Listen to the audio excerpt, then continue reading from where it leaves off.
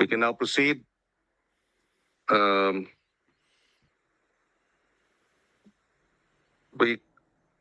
We still need him here, Mr. Chair. Siguro mamaya na lang yung USAA will take him downstairs. yes. After the committee hearing is suspended, the USAA will escort Mr.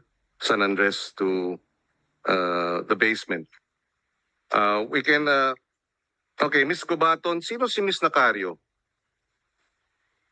She was my appraiser po for the entries that I've registered. Anong role is she here? Yes, Your Honor. Anong role niya dito sa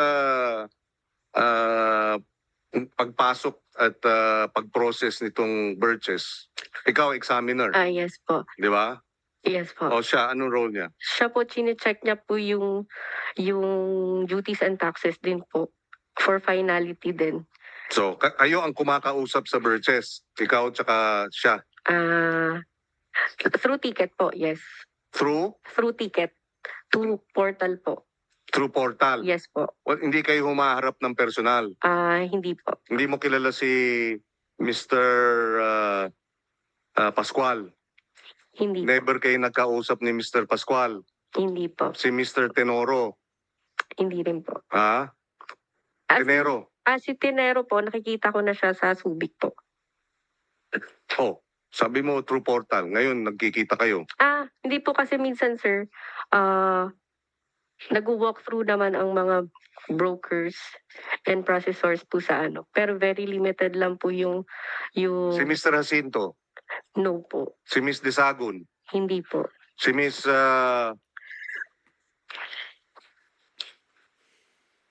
Gedaria. No po. Pero familiar lang din po kasi may nagagawa. May mga ano rin po siya. Pero si Mr. Tenero, familiar ka? Yes po. Oh, bakit? Bakit siya particular ang kilala mo? Tenero is 1024. Yes, Your Honor. Oh. Si Mr. Go ahead. What's your answer? Bakit yung iba hindi mo kilala? Tapos sabi mo e-portal pero si Miss Tenero kilala mo. Anong pag-uusap ninyo? Meron ba? Wala, sir. Pero kasi, sir, yung Subic po kasi is maliit lang na port siya. So, Okay, where is Mr. Nacario? Miss Nacario. I think sa waiting, ano Can po. we have her called here, please? So kayo ni Miss Nacario, Miss Gubaton, ang nag-process nung birches, nag-process nung 1024 at yung EPCB, tama? 1024 and Birches lang po, Your Honor. Okay. So, masasabi ba ninyong naging masusi ang inyong pagproseso ng kanilang mga dokumento? Siguro in hindsight, hindi, no? Sir, I'm sorry po, pero yun lang po kasi, nagbe-base lang po kasi talaga rin kami sa documents that were sent in portal po. Where is So, Miss Nacario? I think papunta na po. Ay,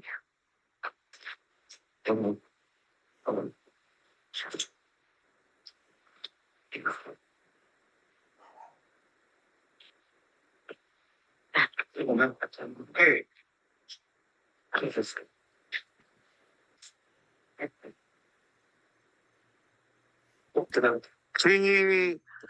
Kayo ni na Miss Nacario, where are you?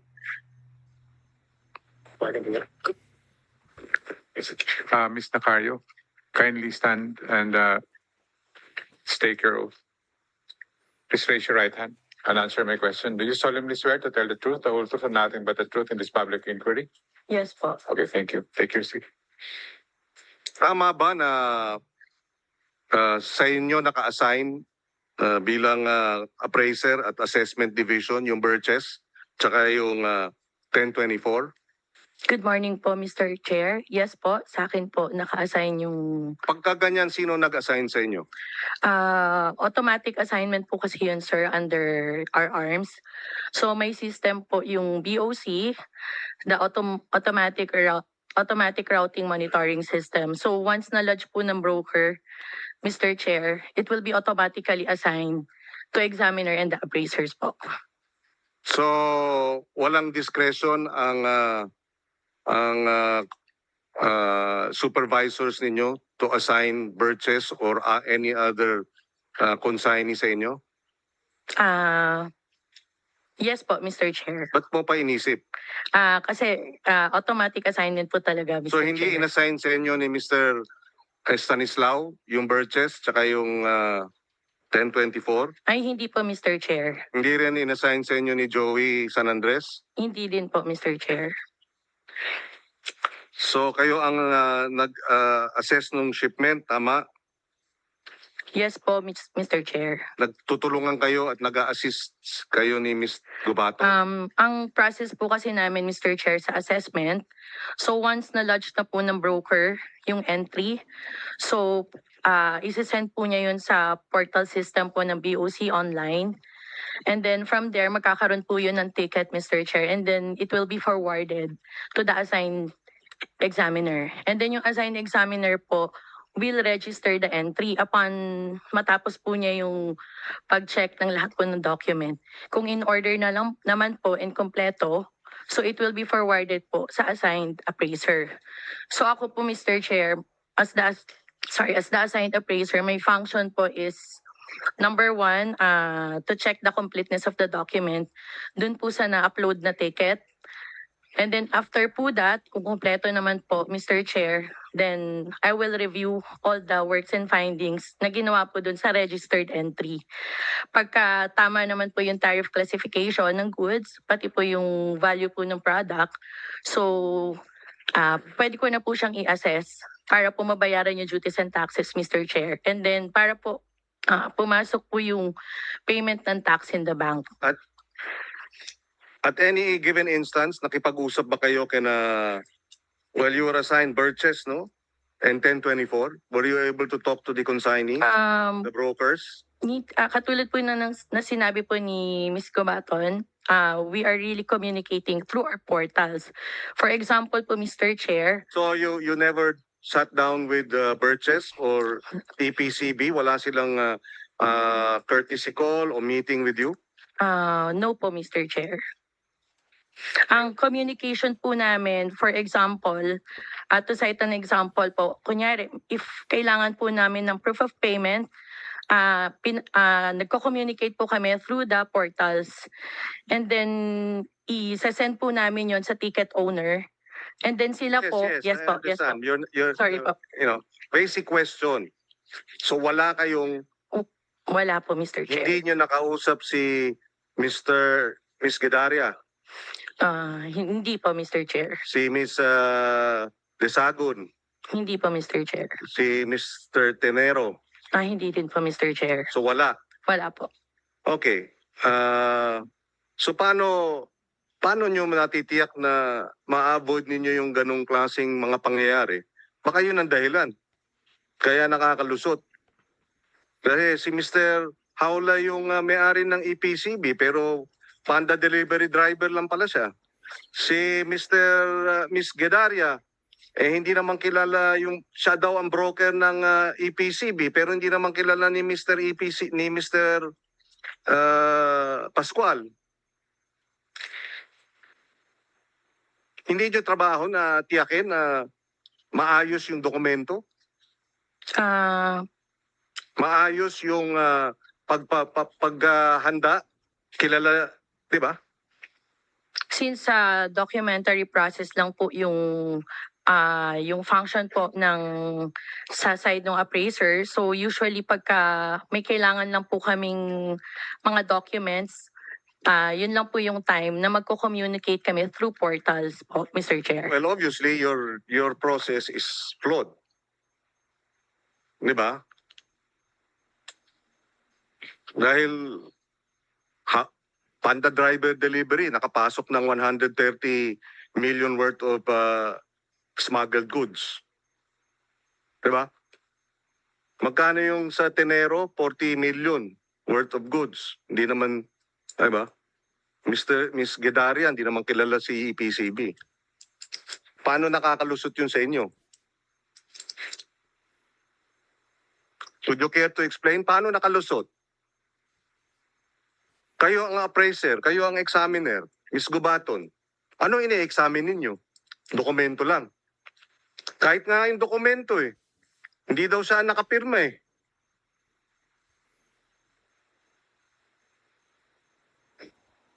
Obviously, you have no answer, right? As per our function po in the assessment, documentary evidence po talaga, Mr. Chair. Ngayon, pag may nakita po kaming discrepancy, opo. The technical explanation, but are you convinced that your answer actually will convince us that this mess, the BOC in Subic has nothing to do with this mess, and you as examiner and appraiser are just doing your job? If you're doing your job, this shouldn't have happened. Do you agree? You don't have to answer that because it might incriminate you. But if you were doing your job, this kind of messy situation of falsified documents, of brokers who don't know each other, of consignees who are pretending to be consignees but are panda delivery drivers. If you're doing your job, none of this will happen. So yung paliwanag ninyong paulit-ulit does not carry much weight, Ms. Nacario. And moving forward, the Bureau of Customs should clean up that mess. This is unacceptable. Anyway, we will, Mr. Senator Erwin, do you still have other questions for the time being, for the, Yes, because we will proceed to the next one. Okay, go ahead, go ahead. Yes, Mr. Chair. Well, Ms. Nacario, sabi mo kanina, hindi mo nakakausap itong mga broker. Yes po, Mr. Never Chair. at Yes all. po, Your Honor. You be careful with what you say. Because I can prove right now, because I'm talking to someone, that you are in constant communication. Kilala mo lahat ito. Do not. May contact ka dito, nakakausap mo. As a matter of fact, Mr. Chair, na totoo lang, lahat naman ng mga broker ito, Mr. Chair, alam nila kung ano ang laman ng container na pinaparating beforehand. Nasasabihan na Mr. Chair. Kasi kung walang timbre, Mr. Chair, lulusot at lulusot.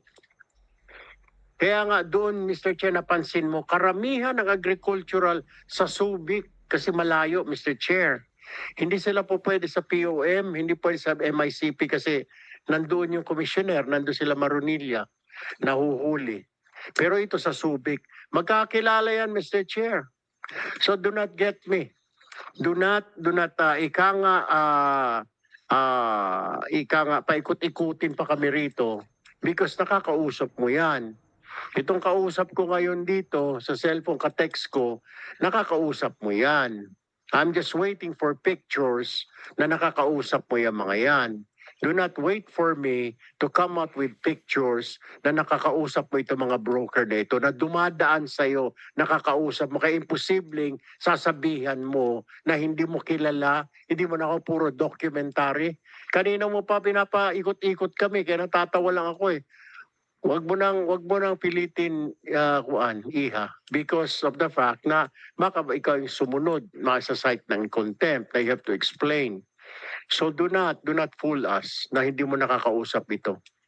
Ito ba po pwede? Itong si Gubaton, na kapopromote lang nito eh. Tama, Ms. Gubaton? Actually, no sir, hindi po ako na-promote. Kaya nga, may bago ka pa lang dyan. How long you been there? Actually, magto 2 years pa lang po ako. Kaya nga, anong rango mo dati? SA1 po. Police po ako dati. So kaya nga, nalipat ka dyan sa examiner, di ba? Ayun po, opo. O yun yung sinasabi ko. Pero ito mga ito, Matagal na ito mga ito. Kaya Mr. Chair, yung sinasabi niya kanina, hindi niya kilala ito. Ito mga ito rin, pinapaikot-ikot tayo ng mga ito. Alam na po nila, Mr. Chair, kung anong laman, nung container na parating doon sa bill of lading, sinasabi, alam na nila na misdeclared yun. Natimbrehan na, misdeclared tayo. Ang bawal lang sa kala, Mr. Chair, droga, dahil talagang hindi lulusot sa mga tiga-customs. Kinakabahan din yung mga kolektor at saka iba pang kontrabando. Pero yung mga yan, it's a fair game, Mr. Chair. Bigas, sibuyas, walang permit sa DA. They know that. Kaya, Ms. Nacario, try again. Medyo mahina.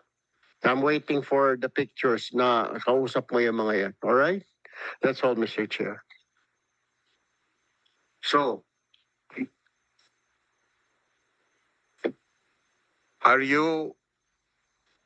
do you want to be truthful, Ms. Nacario? Yes po, Mr. Chair. So, never mo kausap itong mga... Hindi ko po nakausap yung kung sino man. Yeah, but you've met some of them. Ah, Imposibleng hindi dumadaan sa office mo ito. kung pwede ko pong malaman, Mr. Chair, kung kasi po, sa port of Bakit kami ang tatanungin mo? sa port of Subic. Kami ang nagtatanong sa'yo. Sorry Ano yun? po, Mr. Pwede, Chair. pwede ba namin sabihin sino yung mga ka-meeting mo? Sa Port of Subic po, Mr. Chair, maliit lang po kasi yung port namin. Yeah, which is what she said. Opo. So it's hard So, to believe that hindi mo kilala itong mga to, puro computer lang, puro hindi, portal lang. hindi naman po, Mr. Chair. Ayun, hindi naman po. To Ano ba talaga? answer it po, pag of course, nakikita ko po sila by face, pero hindi ko po sila kilala personally. O, so ngayon, nakikita ko na sila. Kanina, Yung portal lamang. Okay, so nag-a-adjust na tayo. Opo, So, Mr. Chair. So nakikita lang, hindi nagmi-meeting. Nakikita ko po yung Hindi kayo nagmi-meeting. pero hindi po kami nagmi-meeting Hindi. kasi maliit lang po yung port.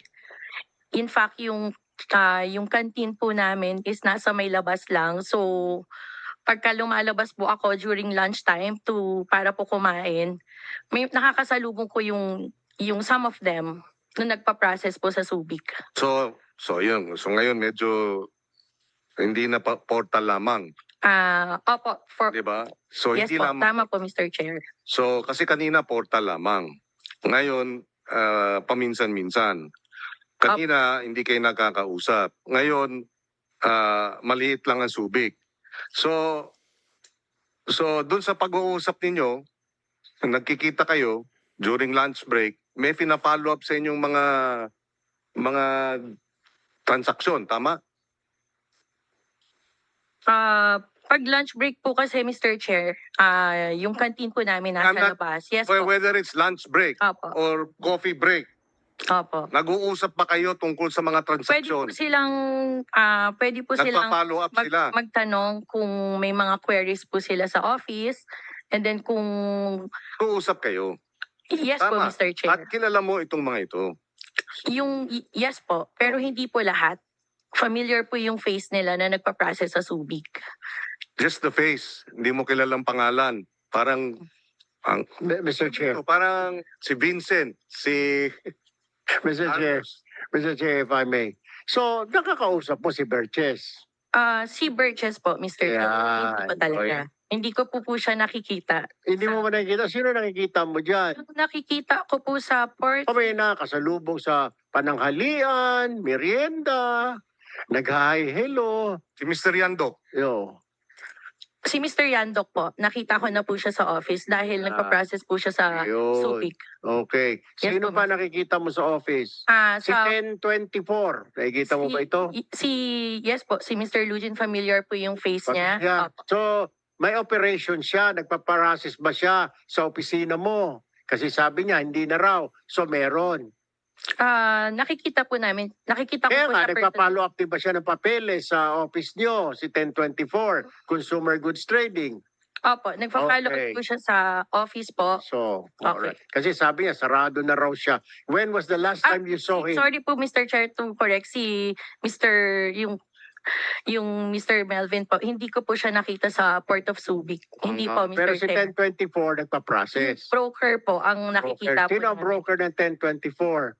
Ang broker po is si Mr. Lugin po. Nakikita ko po siya sa Port of Subic. Familiar po yung face niya. Yung Grab driver, yung delivery driver, nakikita mo rin yan.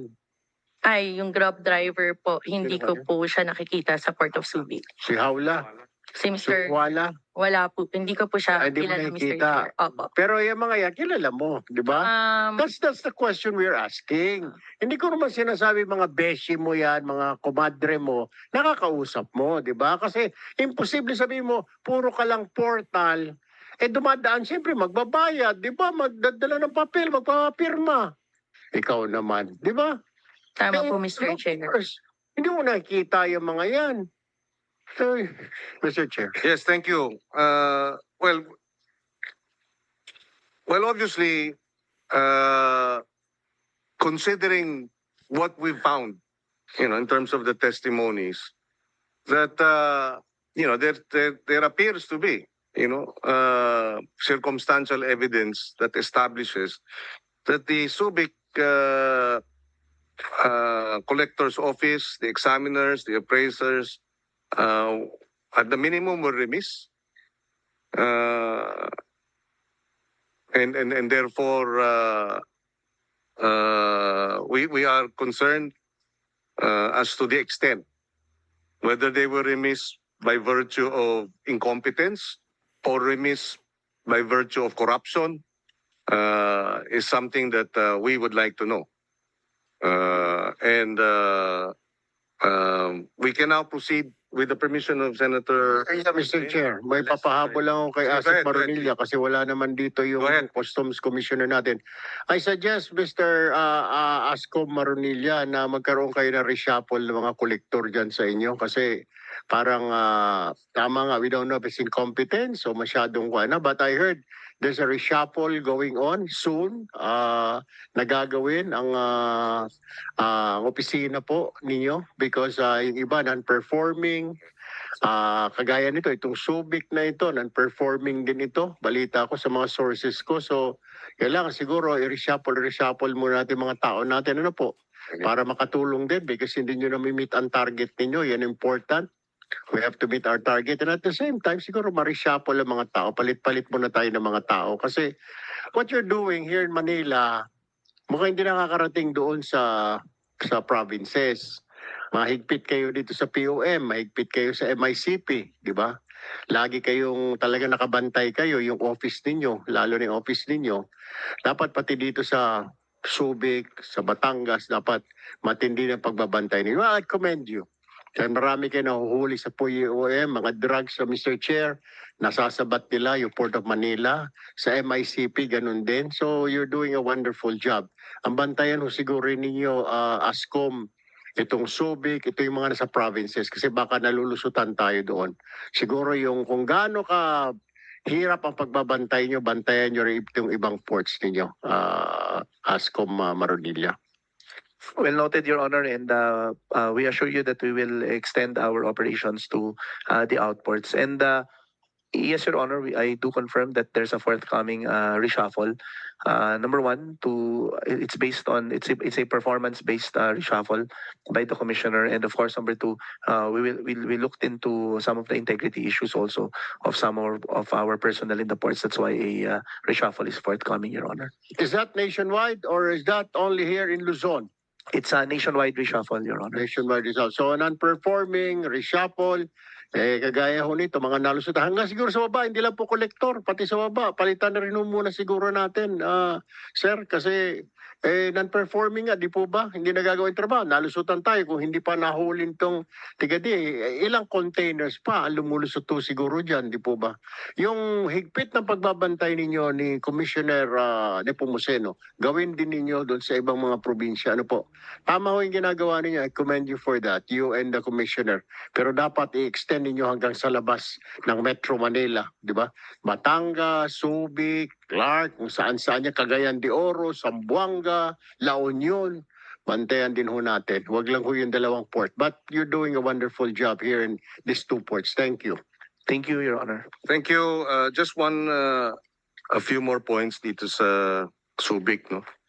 We received the letter communications from Commissioner Nepomuceno dated November 28, 2025. And this is updating us regarding the investigation that the BOC is conducting with respect to the incidents behind, in Subic, no? In fact, you have forwarded to us show cause orders. May we know, because the show cause orders are for those who were involved in the against the Subic CIIS, ESS, and Border Protection. Is that right? No, that you confirm that, no? Yes, Your Honor. And of course, some of the assessment people in Subic also. Yes, because what is the status of Mr. Estanislao? He's still the current district collector of the Port of Subic, Your Honor. And is he being asked to? I mean, you have presented a show cause to a number of your people. Is he being asked to explain? Is he under investigation? Your Honor, there's an inquiry as to him, but because he's a presidential appointee, we will refer that inquiry to the Office of the Executive Secretary, Your Honor, also. Okay. Yes, Mr. Estanislao. Yes, I have received a show cause order also From the office from of- the commissioner. from the commissioner. Yes, sir. What about Mr. Kalisihan and Mr. San Andres? Yes, Your Honor. Majority of the personnel in Subic that are involved in this in the processing of this particular shipments have already been issued show cause orders and are under administrative investigation. Is there a preventive suspension? Yes, Your Honor. There are preventive Who suspensions have been already issued. preventively suspended? The appraisers, Your Honor, that actually those who are currently present here, except for Collector Estanislao, are currently under preventive suspension. Okay. Thank you for that status, and perhaps you can include an update, written update, not just involving these individuals, although we appreciate this, but also those who have been invited here. Yes, Your Honor. We'll try to submit it within the week, Your Honor. Thank you. Thank you very much. We now proceed to the resource persons for Arvin. Is Mr. Joseph Yao here? Yes, Mr. Yao. Thank you for joining us. Who else is here? Johan Yao. Is Mr. Johan Yao here? Okay. Mr. Joseph Yao, you were not present in the last hearing. You informed us 2 days before the hearing that you were abroad. Where did you go? Sir, I think the last hearing should be 1 month ago, which I sent a position paper and I show all the attached my plane ticket. I went to Perth then I went to Bangkok. Perth, I think I went for 4 days only. I booked my ticket since May, and my Thailand. I attached my ticket, so I forget already. But your first letter did not indicate where you went. No? You just said you had traveled, di ba? The first notice.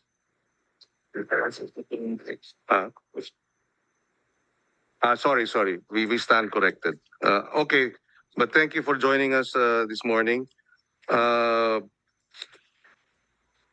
This is with respect to our requests. What was our previous request? Sorry, for documents.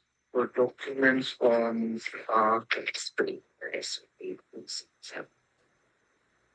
Oh yes.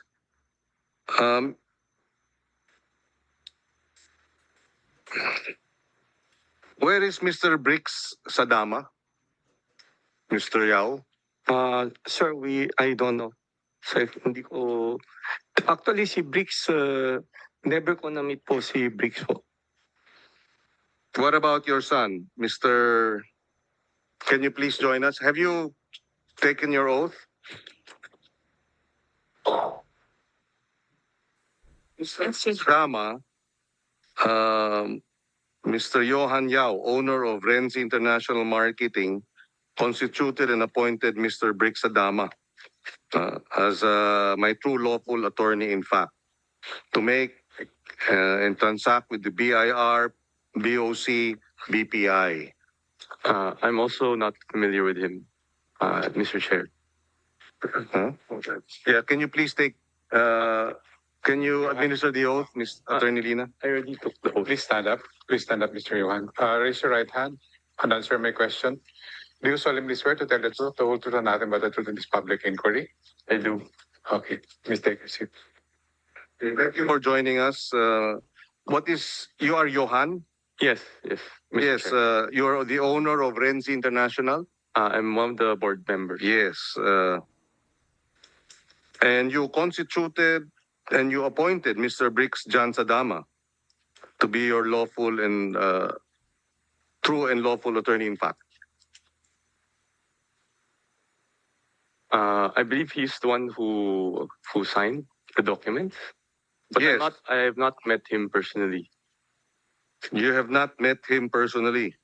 Yeah. But he is the attorney in fact. Is Mr. Sadama here?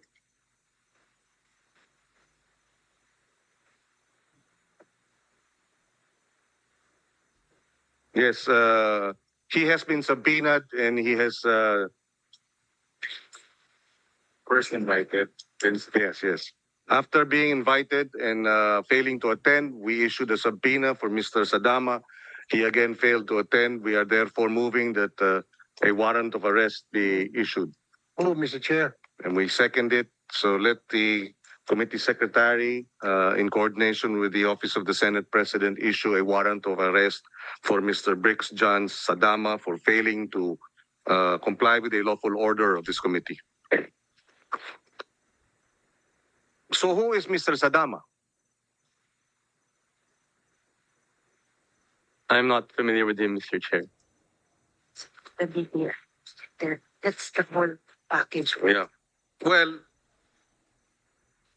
when you applied for phytosanitary and sanitary permits with the BPI to get a license to import, you included the special power of attorney. This is you, no? Johan Renzi Yao, Renzi International Marketing, correct?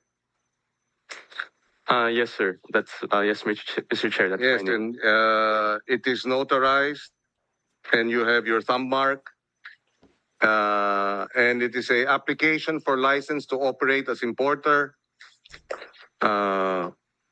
Name of representative, Brix John Sadama. Is this your handwriting? Can I see the document, Mr. Chair? Handwriting ba niya yun?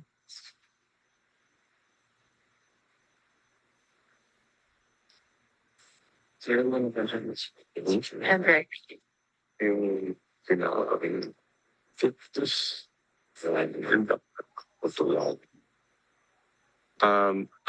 This one was just filled up, Mr. Chair. But yes, I wrote these numbers. Yes, po. Sorry, we did not hear you.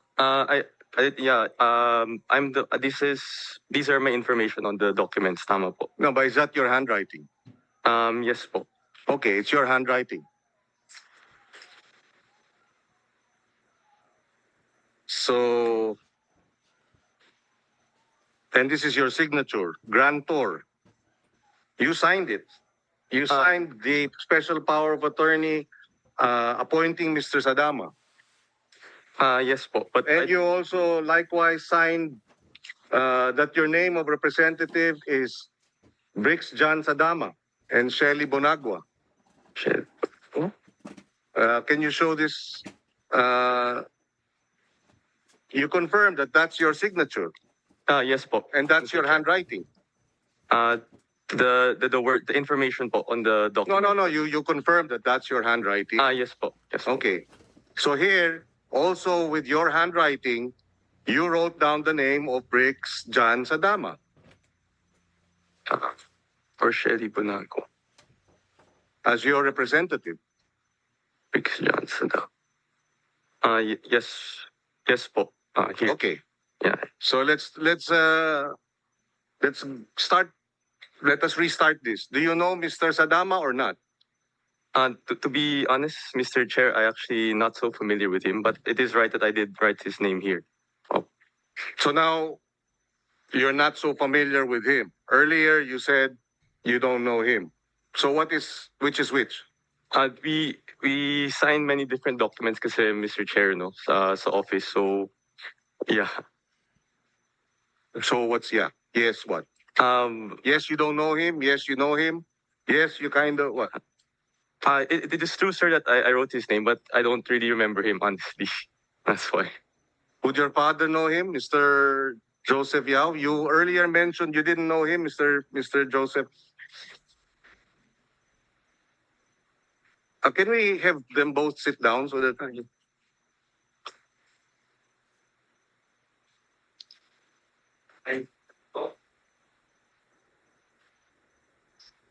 Mr. Chairman, I don't know Briggs Saldalia. Mr. Chairman, Briggs Saldalia is the food safety officer, not a normally if you want to apply the PHITO or anything from the BPI, you need a food safety officers only. So then people recommend who are the food safety officer, then we just ask them to be our food safety officer. That's the only requirement from the BPI. so Mr. Sadama, you're saying is a food safety officer? Yes, Mr. Chairman, he's a licensed food safety officer because all the as a BPI requirement, you need a licensed food safety officer. But actually, they're not required to be hired permanently.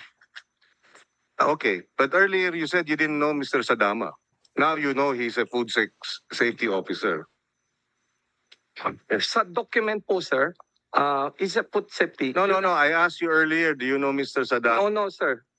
Mr. Chairman, I don't know him. So how do you know he's a food safety officer? Yeah, it was in the document po because I review all the document.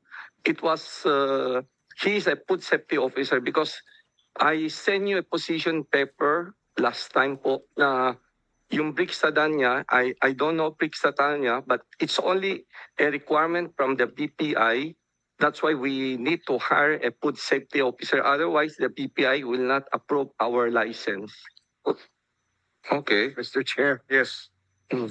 How did you hire somebody when you don't know? You haven't seen the person, you hired the person and wrote his name? Paano kung patay na yun? What if the person is already dead? Or the person has communicable disease? You hired someone you didn't know?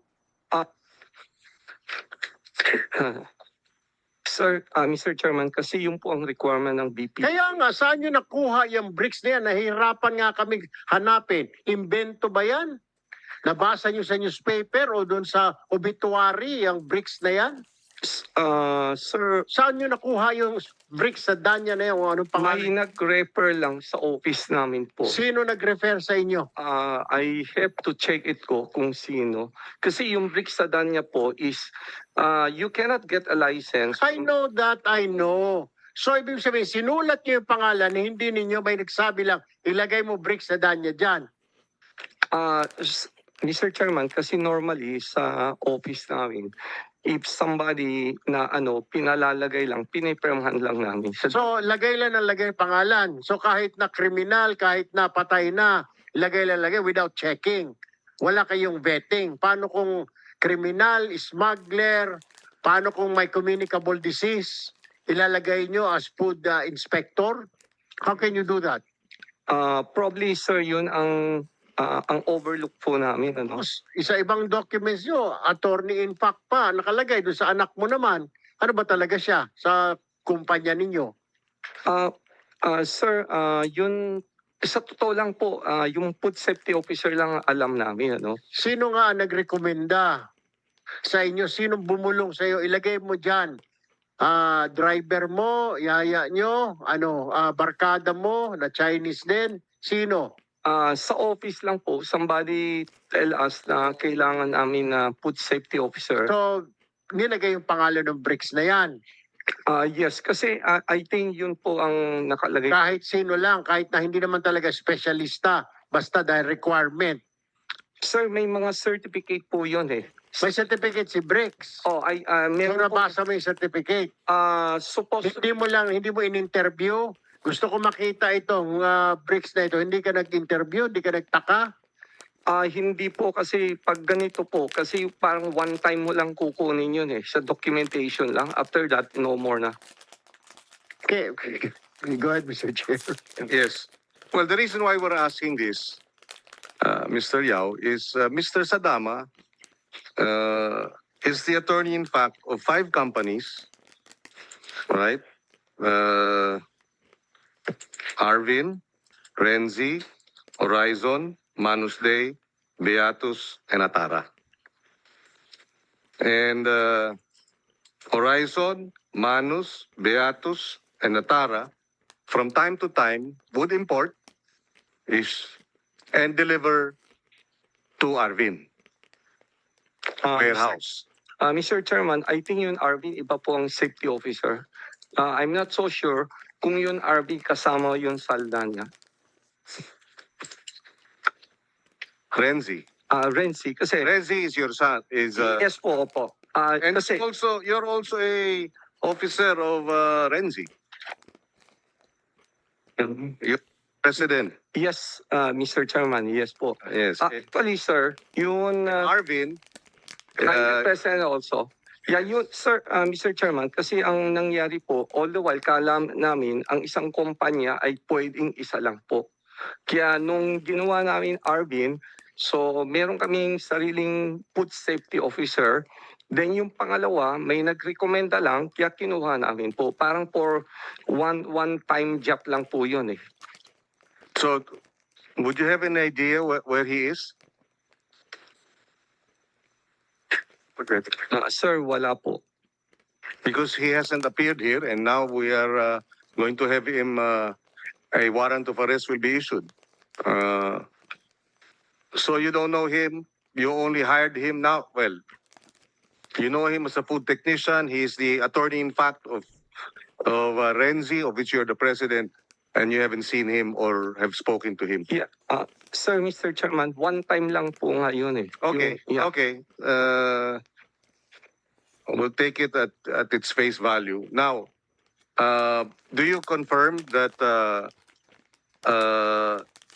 Renzi, Arvin, Horizon, Manus Day, Beatus Grain, Atara, you have business dealings with all of them? As a tenant po. Yes. Yes po. Actually, I think tatlo lang po, Atara, Horizon, and Beatos po. Pero Yes. yung Manus, I have to check it. I'm not so sure yun sa Manus po. And are you familiar with Mr. Lumbang? Warren Lumbang po, yun sa Beatos po, yeah. How do you know him? Actually, hindi ko po personally nakilala. Sinabi lang po ng tao ko na kasi may nabili kaming kaunting bigas po sa kanila. And Riza Lumbang? Yan po hindi ko kilala po. Si Warren lang ang na ano po sa mga tao po namin. Yes. So what are your business dealings with the other 4 companies? Horizon, Manus, Beatus, and Atara. Leasing lang. What do you lease? Yun warehouse po na sa bigas kasi sir, yun bodega, pwede mong parang common na pwede mong i-lease out. Na kunyari, kumbaga, for a few months only like that po. Yes, and you provide warehousing for these companies. They lease from you the warehouse. Yes po, yes po. Which warehouses? You have about 15, right? Ano po? 15 warehouse. I have to check kung 15. Hindi naman po siguro 15 po. And they import, di ba? And they deliver to you. Ginagamit po yung warehouse po. Yes, yes, Yes, opo. yes. And this is regularly done, no? Sir, yung pagdating po dyan, I'm not so sure kung regularly. I believe kung as long as may warehouse, may dumating na shipment sila, I believe ganun po.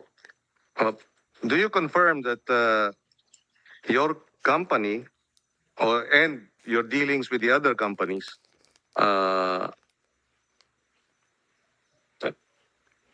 in the importation of rice, tama? Yes, sir. Oh. Yes, Mr. Chairman po. Yes. And in the importation of rice, you have to have the permits to correct? Yes, Mr. Chairman. Yes. And do you confirm that you have been issued, Arvin has been issued a number of phytosanitary permits, correct? Yes, Mr. Chairman. Yeah. For example,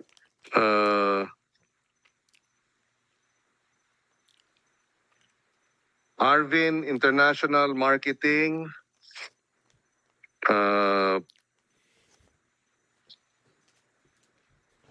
Atara. So you're not familiar with the other companies' operations, Horizon, Manus Day? Mr. Chair, I'm not familiar po. Okay, okay. Beatus Grain. Yun, kilala mo, si Mr. Warren. Yeah, si Warren, actually hindi ko pa po na-meet yan si Warren po. Yeah. So which of these companies are leasing your warehouses? Yung tatlo po, yung Beatos, Atara, and Horizon po. Okay. Okay. Beatus, Atara, and Horizon. Yeah. And are you familiar that which are the ones that have the same address? Yeah. So are you aware that Beatus, Horizon, Manus Day, Atara, their addresses are on the same street? Hindi ko po na-check po yung mga address po nila po. Yeah, same street in Manila, no? And then they deliver to you. When they import, sa inyo dinadala sa warehouse ninyo. Sir, basta as long as may contract for to lease po, yeah, they when they importation, yun po siguro po. Yes, and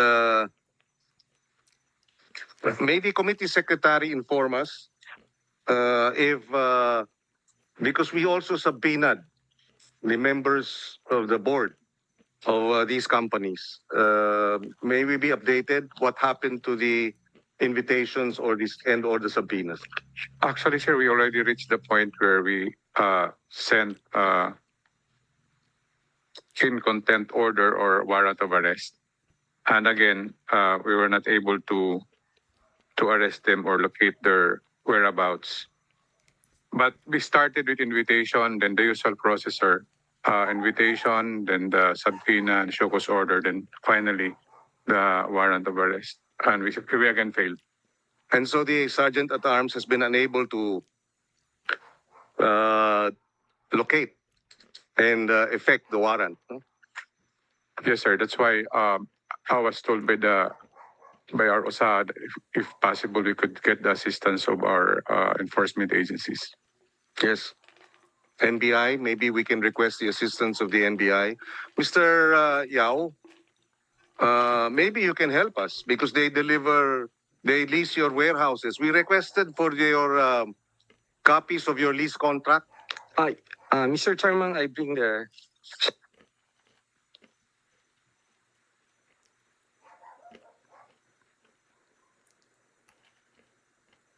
Go ahead, please. It's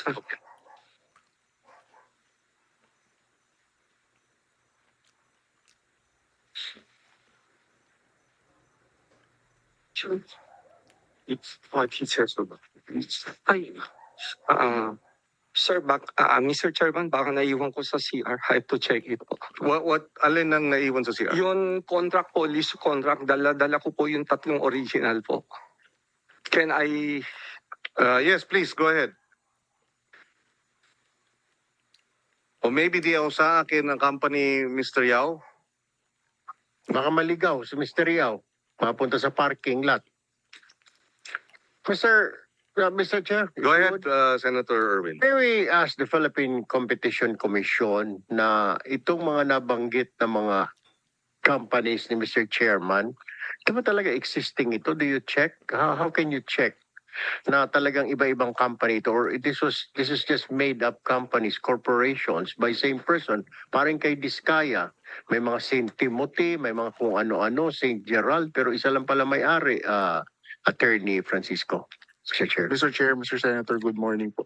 Go ahead. During our investigations naman po, when we receive information regarding these kinds of activities, we request documents from the SEC and the DTI for their registration documents, for the SEC for articles of incorporation or GIS, and for DTI kung sole proprietorships naman po, yung mga involved na entities. Can you do that, Mr. Chair? With your permission, can we ask the Philippine Competition Commission to start their investigation? Kasi may duda lang ako, Mr. Chair, na kung hindi makita, talaga hindi makikita kasi isang tao lang ho ito. So we might as well maybe ask the Philippine Competition Commission to start their investigation, Mr. Chair, so that we can pinpoint na itong mga companies na ito, yung mga dami lang ito, but then they have a mother company, Mr. Chair. Go ahead, Attorney Francisco. Yes, Mr. Chair, Mr. Senator. And actually, sir, we can also look into their entire structure kung even at yung mga parent entities talaga nila are connected, sir. Yes, thank you. Yes, Mr. Yao? Sir, the contract is there. So what have you submitted? Pre-termination of warehouse lease. Sir, yung contract po, Mr. Chairman. And Okay. Yeah. This is with Horizon and Arvin, Atara and Arvin. Okay. Beatos and Arvin. So tatlo lang. Apart from Renzi, just for the information of Senator Tulfo, among the five, based on the import data, the Horizon Enterprise in 2023 was the top, the top importer. 599 SP6, number one rank among importers, Horizon, in 2023. In 2024, Atara was the number one importer. In 2024, Horizon was the number one importer. And so far, number three. And so far in 2025, Beatus Grain Emporium, as of August 13, was the number one. And based on the submission, they are all, three of them are were leasing. They're no longer leasing, is that correct? Yes, Mr. Chairman. Okay. So where are they now? You wouldn't know, of course. Sir, alam ko sir, nag-ano sila, nabanggit ng tao namin po na nalugi daw nung 2024, 25 kasi biglang bumagsak yung price. Kaya umalis po. Okay. Number one, tapos nalugi. Diba? They were number one importer, tapos nalugi. Okay. What about ayun, no? Also, for the information of for the record, on the SP6 of the following, again, Horizon, Atara, Beatus, no? Kayo po ba sa Arvin nag-i-import pa rin? Meron po, Mr. Chairman, county. Yeah. Bakit kaunti? Kasi we have many items, we are not concentrating on the rice. So yung rice kasi medyo dynamic. Ang presyo, akyat baba. So pag wala kang concentration, wala kang focus, may chances na malaking malugi po. Okay. Sige. May we request the BOC to submit to us your records on rice imports of the mentioned companies? Yes, Your Honor. We can submit it within the day, Your Honor. Yes, that would be Horizon, Atara, Horizon, Beatus, Manus Day, Arvin, and Renzi. Yes, Your Honor. We can also submit, Your Honor, if you may permit, at least the top 10, because I think these companies Yes. during previous investigations belong to the top 10 importers. Yes, please. Yes, Yes, that would be helpful so that we know how much rice they have imported. Yes, Your Honor. And Mr. Chair, may I also ask the Bureau of Plant Industry, because they're the ones issuing permits, kung when was the last time na nag-issue kayo ng permits for importation dito kanila Horizon, Atara, Beatus, because Mr. Yao is saying nalugi raw, and we don't believe that. Number one ka, then suddenly kayo pala, Assistant Director Gismundo, can you submit to this committee? Kung, Yeah, we will provide that. kailan sila last na nag-apply ng permit for import? Yeah. Yes, Mr. Chair. Thank you. Thank you. Okay. This is also for the PCC, no? But sa DA, ano yung basehan ninyo na pag-issue ng sanitary and how do you call it? SP6? SP6, no? Dahil lumalabas dun sa mga earlier submissions ng BPI ay for example, in 2023 ang utilization ng SP6, ito information na galing sa kanila, di ba? 599 ang nakuha ng Horizon, pero ang ginamit lang ay 292 for 2023. Ang Atara naman 469 pero ang ginamit lang ay 337. Number 1 din sila no ano. Ang Beatus so far sa 2025 389 pero 326 ang kanilang nagamit. So ano yung basis ninyo para mag-issue ng SP6? At bakit nag-i-issue kahit hindi ginagamit? Mr. Chair, may I request the one in charge Yes, for please. the Henry. Because I understand with the PCC findings dun sa onions, di ba, which you recommended the penalty of 2.4 billion, the holding of the SP6 or the non-use of the SP6 was utilized to control or manipulate, di ba, the supply of onions. Is that correct? Correct, Mr. Chair. Yung volume allocation po. In other words, halos kalahati ng SP6 para sa onions dun sa 5 kumpanya, no?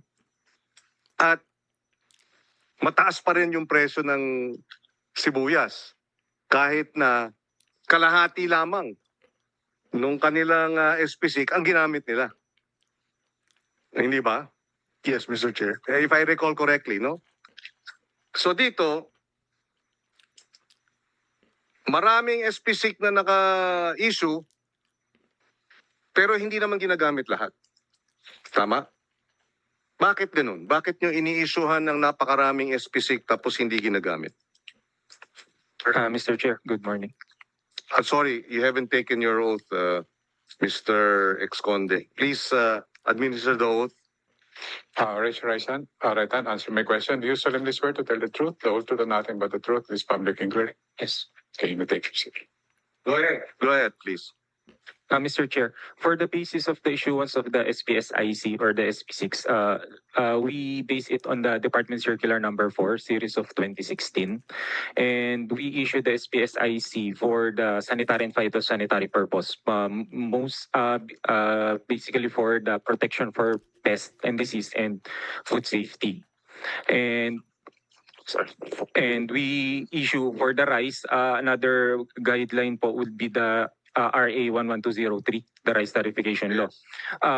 We also take note, Mr. Chair, that during application, marami nga po nag-a-apply but minsan, hindi pala minsan, may chances na maunti lang yung nagagamit. So we regularly conduct inquiry with our rice importers, and there are common reasons why they were not able to use it. Pag naka-apply po sila, minsan yung available na quality for them is pangit, or minsan nauubusan po sila ng stocks. And may cases, Your Honor, inaabot sila ng expiration before nila ma-ship out yung rice, and then they need to reapply for a new SPSIC. Because the findings of the PCC with the respect to yung onions is parang kinontrol yung pag-import kasi hawak nila yung napakaraming SPSIC tapos hindi nila gagamitin. No? Hindi ba dapat meron kayong paraan na nababantayan na hindi nauulit dito sa bigas yung nangyari sa onions? Kasi tingnan nyo rito, 5 sila, pinakamalalaki. Yung SP6 nila, 48% utilization, 67% utilization. Di ba? Tapos mataas pa rin ang presyo ng bigas. Paano nyo, tsaka 2016, hindi ba dapat may panibago kayong memorandum circular kasi 2019 yung rice tarification law? Di ba? Go ahead. Mr. Chair, based on the rice tarification law po, in accordance naman po, yung pag-i-issue ng SPS, doon pa rin po sa existing guideline namin. Yung guideline po kasi is mostly yung process on how we issue the SPS ICs and the requirement. Ang findings din doon sa onion cartel penalty of, again, 2.4 billion, ay yung sabay-sabay nilalabas yung mga SPC nag-a-apply at sabay-sabay din hindi gina-grant. Di ba? Do you recall that? They would apply for the permits on the same day with the same reason and then they would be approved